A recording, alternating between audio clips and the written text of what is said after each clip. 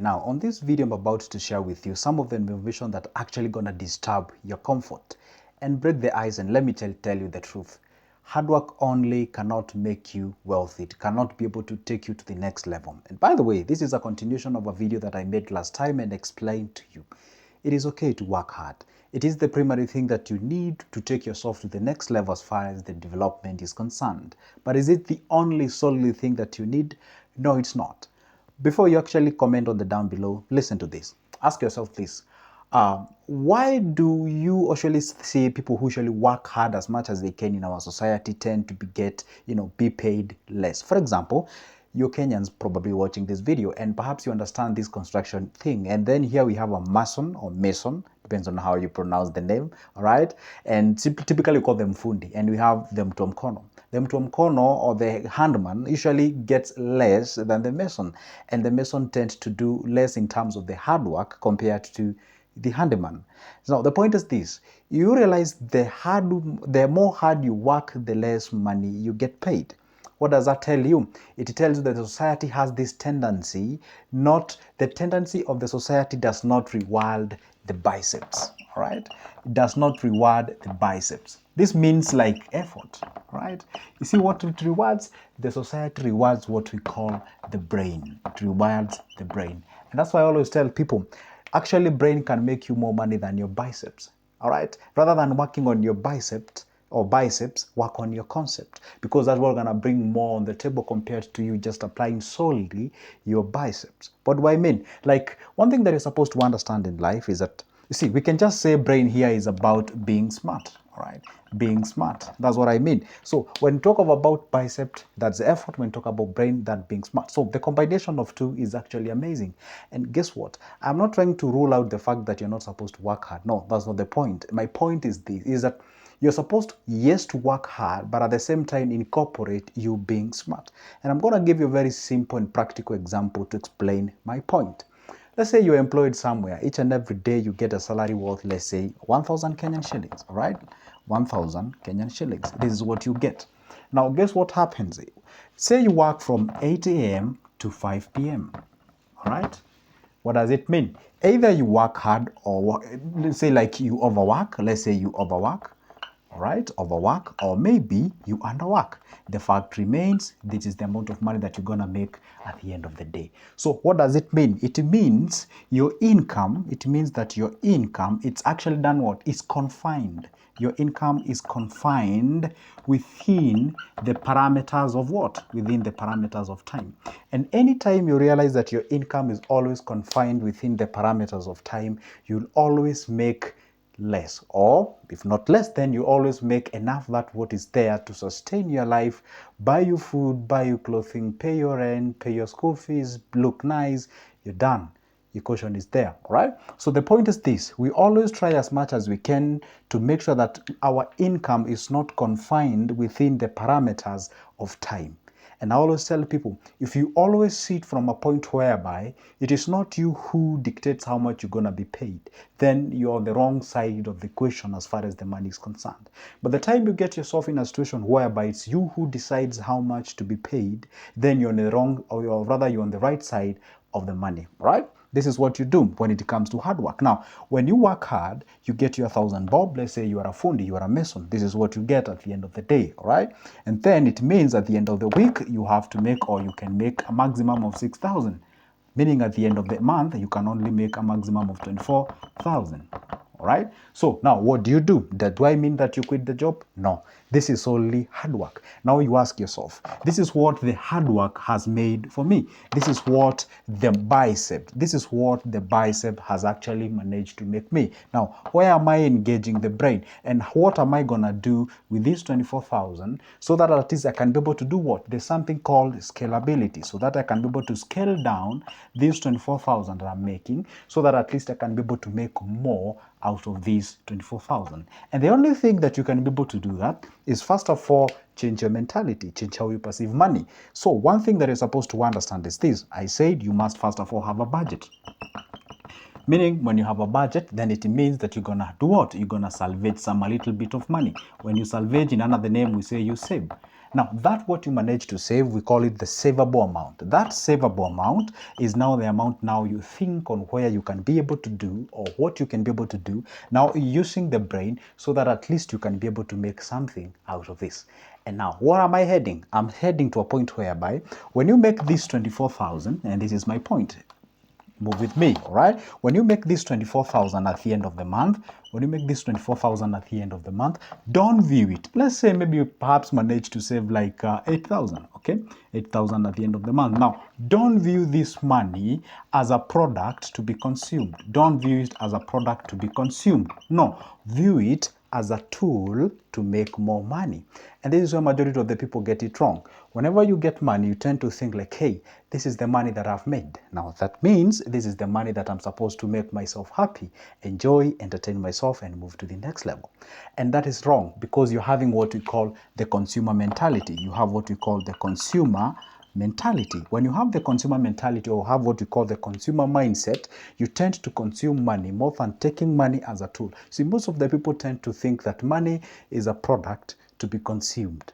No, money is actually a tool to be used to make more of it. For example, let's say I show up early in the morning to your place and ask you, hey Dan, I want you to go out there, make me 3,000 or maybe just make me 300. What would you think?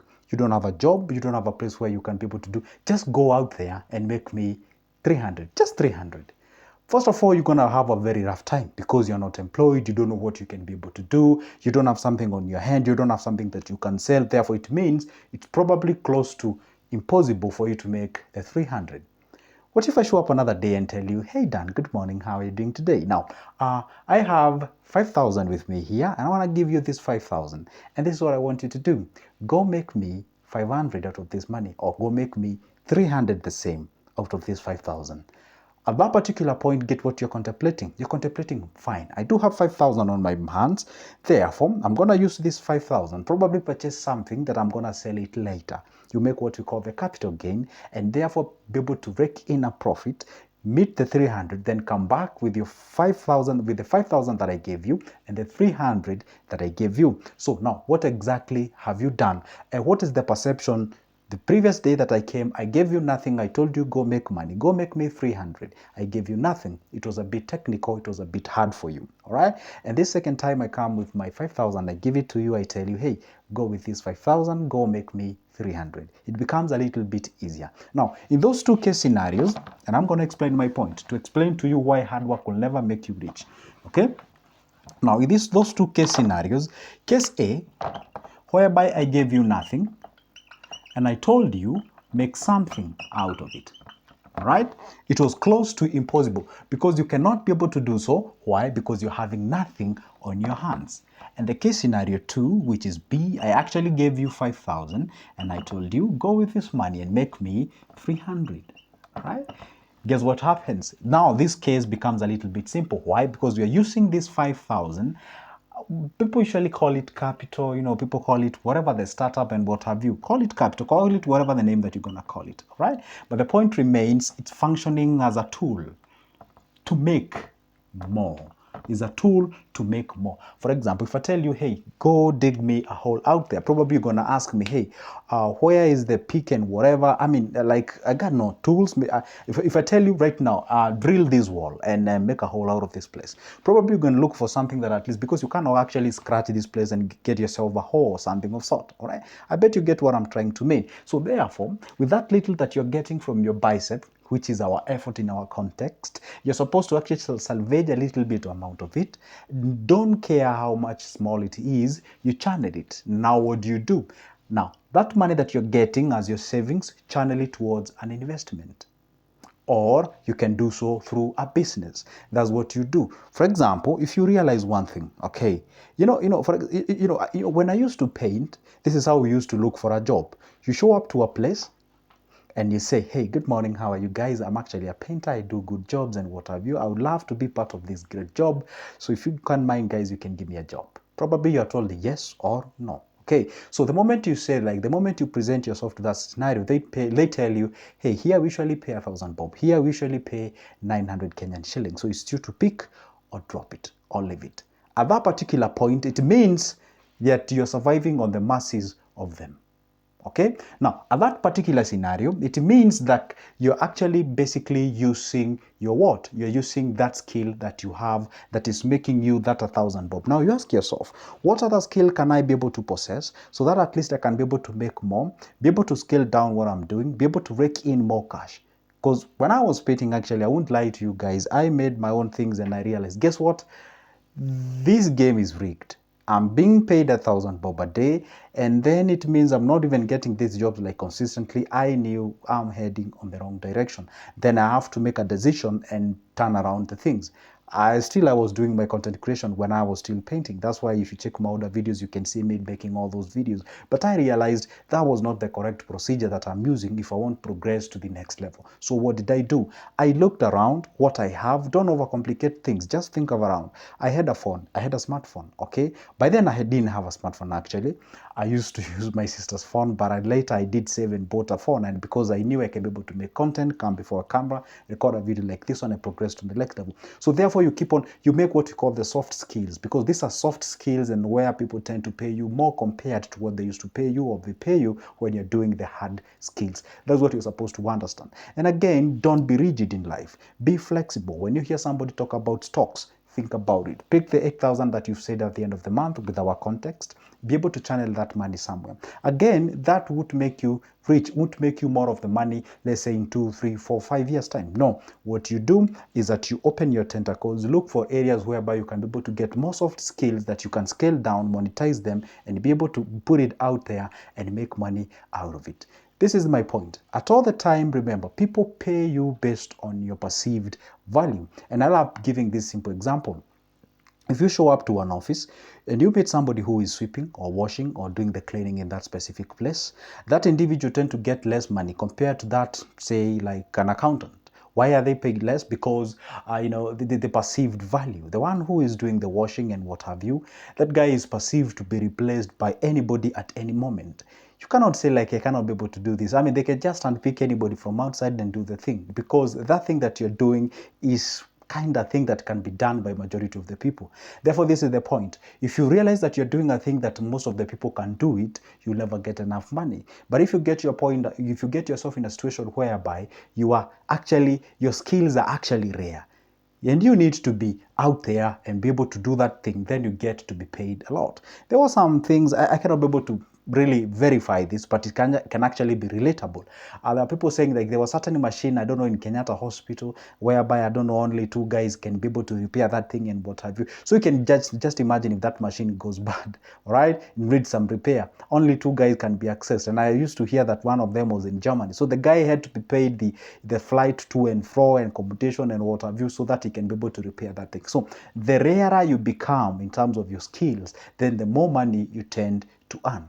That's the reality and that's the truth. And that's why I'm saying never ever think that by virtue of you being out there working as hard as you can, you're not actually turning or sort of scaling down your businesses or scaling down your income. You ain't gonna make much. You always be complaining, you always be saying, hey, the money that I get, I hardly even move. I've been employed for the last 5 years, I have not done anything. So the point is, at all the occasion, that what you save, that what you salvage, and you can only do so by making sure that at least you save something. You invest it, you progress to the next level, and that's how you move to the next level. So the point is this: you cannot be able, no one has ever been through what we call hard work only. And I always tell people, work hard as much as you can, but at the same time, be smart and be able to tap all the opportunities that surrounds you for you to move to the next level. That marks the end of my video, but don't forget this: I always post a video each and every time talking about this kind of an information. So if you don't want to miss any good of my videos, do this. Down below there on your right, there is a small button written subscribe. It is in black. Hit that magical button. By the way, it doesn't cost you anything. It's free of charge. Like the video, comment down below, tell me what you think, and with that we can be able to progress to the next level. And by the way, you can as well pick my number from the description of this specific video. I offer services pertaining to investments, businesses, and as well financial literacy. Okay, for just a cup of coffee. For my booklet, it goes for $280. For now, it's a goodbye and see you in the next one.